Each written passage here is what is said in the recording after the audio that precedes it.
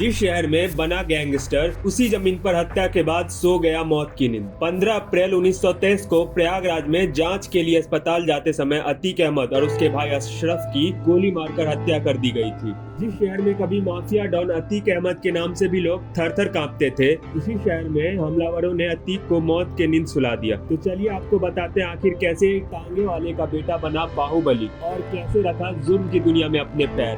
अतीक अहमद का जन्म 10 अगस्त 1962 में प्रयागराज के चकिया गांव में तांगा चलाने वाले फिरोज अहमद के घर में हुआ था। वो समाजवादी पार्टी से सांसद और यूपी विधानसभा का सदस्य रह चुका था। अतीक अहमद का निकाह 1996 में शाइस्ता परवीन से हुई थी, जो पुलिस वाले की बहन थी, और उनके 5 बेटे हैं और 5 ही अपराधी हैं। अतीक अहमद का पढ़ाई में मन नहीं लगता था, जिसकी वजह से वो 10वीं कक्षा में फेल हो गया और तब उन्होंने पढ़ाई छोड़ दी थी। अतीक अहमद जल्दी ही अमीर बनना चाहता था, जिसकी वजह से उसने शॉर्टकट अपना लिया, जिसका असर ये हुआ कि मात्र 17 साल की उम्र में अतीक ने 2 लोगों की हत्या कर दी और उसने क्राइम की दुनिया में अपना कदम रख दिया था। साल बीतते गए और इधर अतीक का क्राइम ग्राफ बढ़ता चला गया। साल 1987 की बात है। इलाहाबाद शहर में चांद बाबा का दौर था। चांद बाबा के नाम से ही लोगों के मन में खौफ पैदा हो जाता था। यहाँ तक कि पुलिस वाले और नेता भी चांद बाबा को मारना चाहते थे, लेकिन किसी की भी हिम्मत नहीं थी। लेकिन अब इधर अतीक नाबालिग से बालिग हो चुका था, लेकिन इन 2 सालों में अतीक को कोई बड़ी पहचान नहीं मिल पाई थी। जब नाम बड़ा करना था तो काम भी बड़ा ही करना था, तो अतीक ने चांद बाबा की हत्या बेखौफ अंदाज में कर दी। अब उसका नाम सबसे बड़े बाहुबली के तौर पे जाना जाने लगा। फिर अतीक ने कभी पीछे मुड़कर नहीं देखा। साल बदलते गए और इधर बड़े बड़े क्राइम अतीक के लिस्ट में जुड़ते गए। साल 2002 में नंस की हत्या, 2004 में देश के सबसे जाने माने बीजेपी नेता और मंत्री रह चुके मुरली मनोहर जोशी के सबसे करीबी नेता अशरफ की हत्या कर दी। फिर 2005 में नए विधायक बने राजपाल की हत्या कराकर अतीक अहमद यूपी की सियासत से लेकर जुर्म की दुनिया में छा गया था।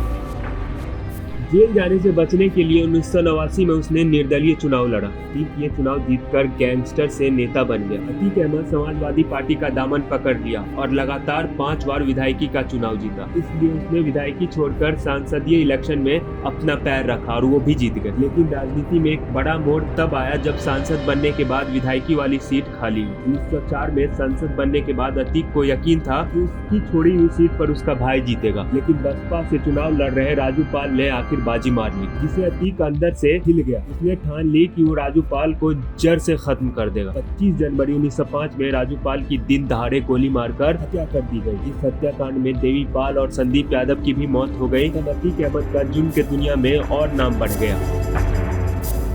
साल 2012 में जब अतीक अहमद जेल में बंद था और चुनाव लड़ने के लिए उसने इलाहाबाद कोर्ट में जमानत के लिए अर्जी दी, तो 1-2 नहीं बल्कि 10 जज सुनवाई करने से डर गए थे। इस 10 जजों ने सुनवाई से ही खुद को पीछे कर लिया। जब 11वें जज ने सुनवाई की तो अतीक के हक में ही ये फैसला दिया और अतीक को रिहाई। अतीक जेल से तो बाहर आ गए, लेकिन पहले जैसा उनका दबदबा नहीं रह गया था। अब उनको इस इलेक्शन में हार का सामना करना पड़ा और उनको हराने वाली पूजा पाल थी, जो कि राजू पाल की बीवी थी, जिसका मर्डर अतीक अहमद ने करवा दिया था। अतीक अहमद इतना क्राइम कर चुके थे और यही कारण था कि सरकार ने भी उनसे पल्ला झाड़ लिया। और आप सब ये सोचिए कि उनके सताए हुए लोगों पर क्या बीत रही होगी, जिनको अतीक अहमद ने हत्या करवा दिया, उनके घर वालों पर क्या बीत रही होगी। इसी वजह से लोगों का भी यही कहना था कि जैसी करनी